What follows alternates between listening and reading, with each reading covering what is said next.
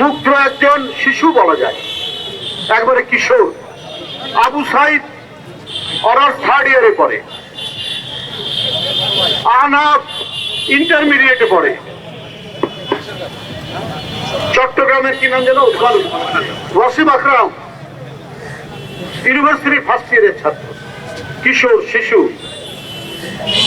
সারা বাংলাদেশে 1,500-এর মতো এই বাচ্চা শিশু কিশোরদের রক্ত ঝরিয়েও ক্ষমতায় থাকতে চায় শেখ হাসিনা। তাহলে উনি উনার চামচারা বলে বেড়াতো উনি নাকি তাহাজ্জুদের নামাজ পড়তেন,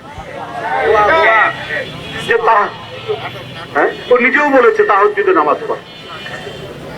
আর আপনি যদি তাহাজ্জুদের নামাজ পড়তেন পড়েন, আপনি রসুলের একটা বাণী যদি আপনি আত্মস্থ করতেন, আপনি গৌতম বুদ্ধের একটা বাণী যদি আপনি মনে মুখস্থ রাখতেন, যীশু খ্রিস্টের একটা বাণী যদি মুখস্থ রাখতেন, তাহলে আপনার কোনোদিন একটা শিশুকে হত্যা করার মতো